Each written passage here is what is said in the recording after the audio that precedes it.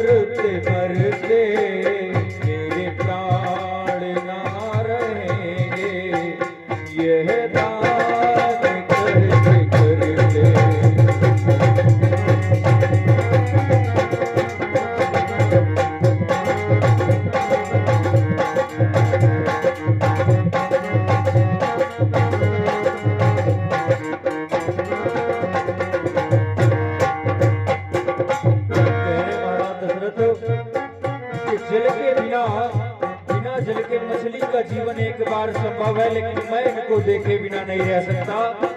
जैसे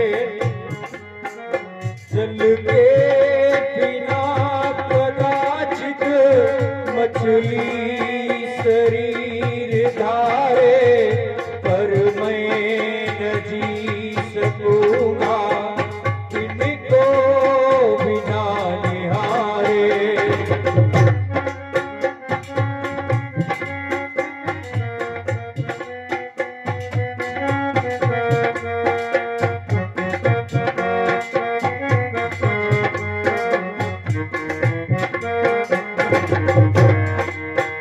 जल के बिना कदाचित मछली शरीर धारे, पर मैं न जी सकूंगा इनको बिना निहारे।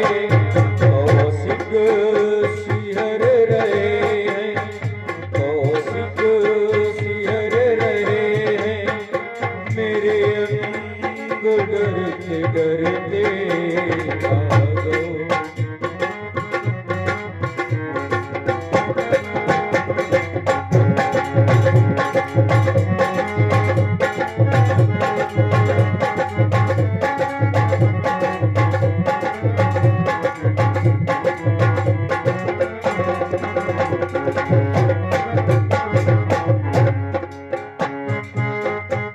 राघव को मैं न दूंगा मुनिनाथ, मरते मरते मेरे प्राण ना रहेंगे यह दान करते करते।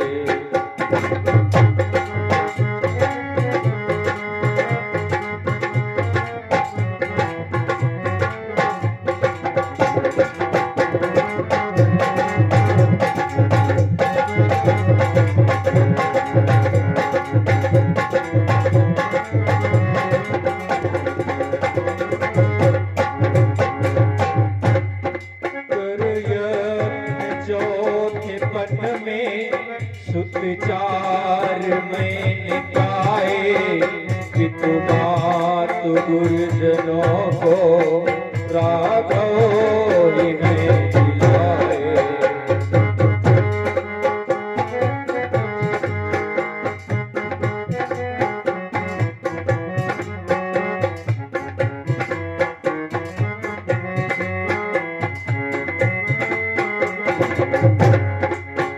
सरयन चौथे पन में सुत चार मैंने पाए, पितु मातु गुरुजनों को रघुचंद ही जिलाए।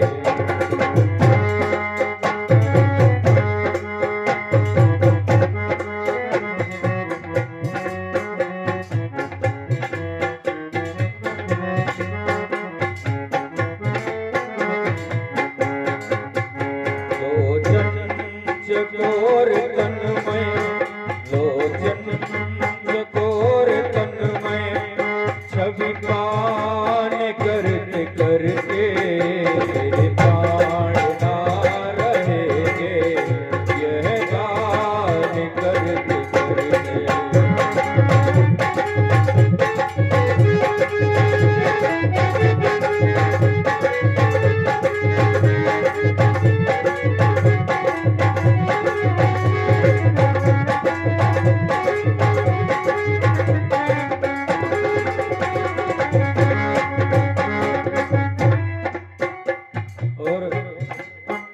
चलते विलोक के प्रभु को होगा उजाड़ कौशल, मंगल भवन के जाते संभव कहाँ है मंगल।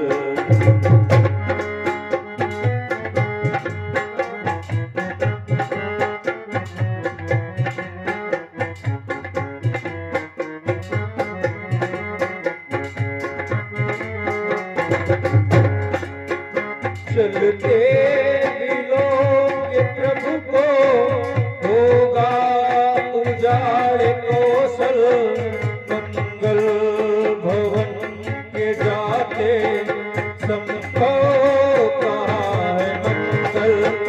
कैसे कृपाल तब वो, कैसे कृपाल तब वो, जदुगात झरते झरते प्राण ना रहेंगे, यह दान करते करते।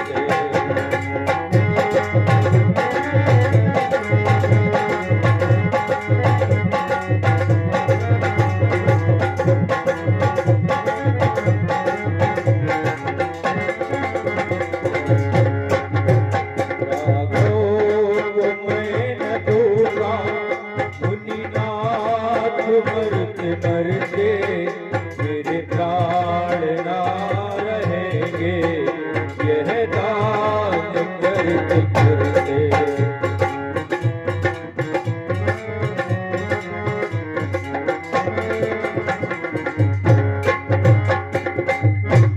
बोलिए श्री राघवेंद्र सरकार की जय हो। आइए, मध्याह्नकालीन वेला में जिस स्थान पे कथा को विराम दिया गया था, उसी स्थान से पुनः कड़ी से कड़ी जोड़ते हुए कथा को आगे बढ़ाने का सफल प्रयास किया जाए। मध्याह्नकालीन वेला में समस्त श्रोतागण बंधुओं, धर्मानुरागी सज्जनों ने सुना राम जन्म के बारे में। थोड़ी इसी विषय पर चर्चा करते हुए आगे बढ़ा जाए। मानस में गोस्वामी तुलसीदास जी महाराज लिखते हैं कि प्रभु का अवतार कब होता है, वो जन्म कब लेते हैं। बड़ी सुंदर सी चौपाइयां लिखी हैं कि जब जब होई धर्म की हारी, बाढ़ई असुर अधम अभिमानी।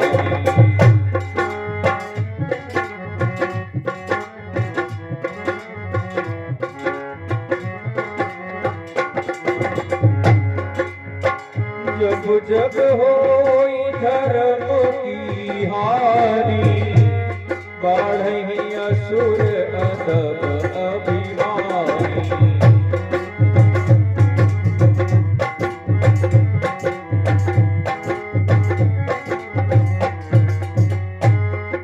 सीतई बीत धेनु सुर धरनी,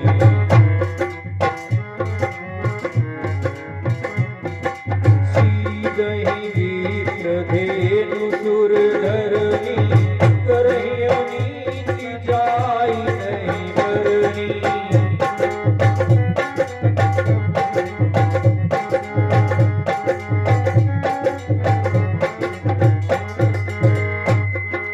तब तब प्रभु लय विविध शरीरा, तब तब प्रभु धरि विविध शरीरा, हरहि कृपा निधि सज्जन पीरा।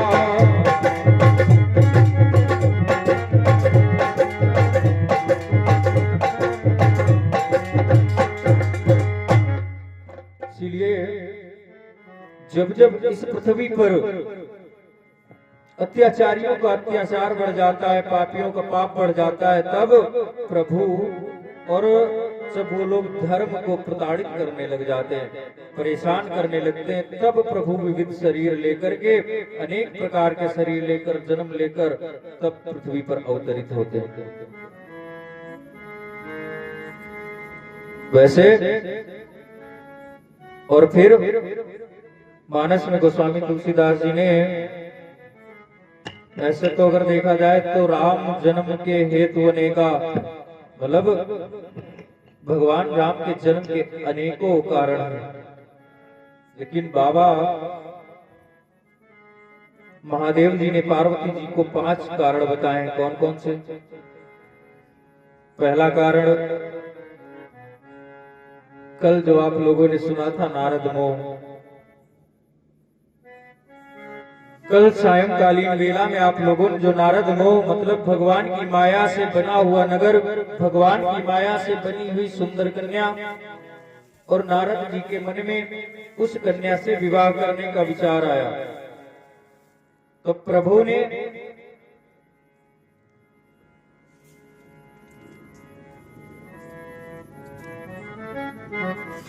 उनके उस विचार को खंडित करने के लिए, उनके अभिमान को खंडन करने के लिए तब उस माया नगरी का निर्माण किया था। तो उन्होंने प्रभु से सुंदर सी काया मांगी थी कि हमें आप अपना चेहरा दे दो, हम विवाह कर लें उस कन्या से, लेकिन प्रभु ने उनको बंदर का चेहरा दे दिया और खुद सुंदर से सुकुमार राजकुमार बन करके वहां चले गए, और उस कन्या ने, उस माया रूपी कन्या ने प्रभु के गले में जयमाल डाल दिया। तब नारद जी ने श्राप दिया था। एक कारण तो ये, और दूसरा कारण, भगवान विष्णु के 2 द्वारपाल हैं, जय और विजय।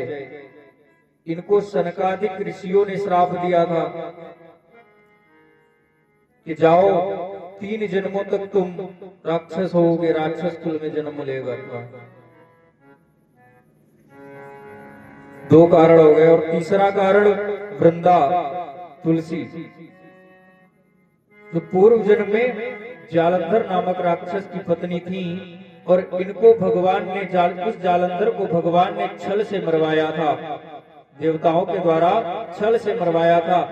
इस कारण उसने उनको देवी वृंदा ने श्राप दे दिया था कि जाओ, तुमने मेरे पति को छल से मरवाया है, और एक दिन मेरा यही पति तुम्हारी पत्नी को छल से ले जाएगा। तब 3 कारण। और चौथा कारण मनु और शत्रुपा। मनु और शत्रुपा ने 23,000 वर्षों तक कठोर तपस्या की, और कठोर तपस्या के बाद में जब भगवान को प्राप्त किया, भगवान ने इनको दर्शन दिए, तो मनु ने प्रभु से वरदान मांगा कि आप हमें ऐसा वरदान दो कि हमें आप ही के समान पुत्र प्राप्त हो। तो भगवान ने सोचा कि अब हम अपने समान दूसरा कहां ढूंढें, तो उनको आश्वासन दिया कि ठीक है, चलो जन्मांतर में हम आपके पुत्र बन करके पैदा होंगे। चौथा कारण ये। और 5वां कारण मानस में गोस्वामी तुलसीदास जी ने बताया है, लिखा है कि जो 5वां कारण है उसमें एक राजा प्रतापभानु और उसका भाई अरिमर्दन। तो जो ये प्रतापभानु राजा था, वेदों में जिस यज्ञ को एक बार करने का विवरण मिलता है, उस प्रतापभानु नामक राजा ने उस यज्ञों को 1,000 बार किया, और उसका फल भी अपने पास नहीं रखा, वो भी उसने श्री राम अर्पणमस्तु भगवान को अर्पण कर दिया। जिस कारण उसका राजपाट प्रभाव चारों दिशाओं में चल रहा था। उसका एक शत्रु था, जो मित्र, मतलब एक शत्रु राजा था, वो जंगल में कुटी बनाकर रह रहा था। और एक दिन महाराज प्रतापभानु शिकार खेलते हुए दूर निकल गए और वन में रास्ता भटक गए। तभी उनको एक सूकर की देह धारण किए हुए एक राक्षस नजर आया, और वो राक्षस उस कपटी राजा का मित्र था। वो जो साधु बना हुआ था जंगल में, जो कुटी बनी हुई थी, वो प्रतापभानु का दुश्मन शत्रु राजा था। और उसने उससे प्रतापभानु से बदला लेने के लिए मन में ठाना। उसके बाद में वो प्रतापभानु को उसने सलाह दी कि तुम ऐसा करो अपने यहाँ पे ब्राह्मण भोज रख लो, उसकी रसोई मैं तैयार करूंगा। तो ठीक उसी प्रकार प्रताप भानु अगली सुबह अपने जब महल में आए तो उन्होंने आयोजन करवा दिया, ब्राह्मणों को भोजन की व्यवस्था करवाई, न्योता दिलवाया और रसोई उससे तैयार करवाई। तो जब वो कपटी ब्राह्मण जो था, कपटी वो आया तो उसने उस बने हुए भोजन में ब्राह्मण का मांस मिला दिया। और जब वो सभी ब्राह्मण 1 लाख ब्राह्मण बैठकर भोजन करने को चले और उसी समय वो लोग जब संकल्प करने लगे तो आकाशवाणी हुई, हे ब्राह्मणों, इस भोजन को मत करना क्योंकि इसमें ब्राह्मण का मांस मिला हुआ है। तो इस बात को सुनकर वो सभी 1 लाख ब्राह्मण जो थे वो सभी ने वो जो जल संकल्प के लिए लिया हुआ था उसी जल को श्राप में बदल दिया और उसको राजा प्रताप भानु को श्राप दे दिया कि जाओ तुम 3 कल्पों तक अगले जन्म में राक्षस हो जाओ। तो 5वां कारण ये था। तो उसका जो राजा प्रताप भान था वो स्वयं रावण बना और उसके बाद में उसका भाई अरिमर्दन वो कुंभकर्ण और उसका मंत्री जो धर्म रुचि था वो विभीषण जी। तो ये 5 कारण बताए गए और ऐसे तो अनेकों कारण है।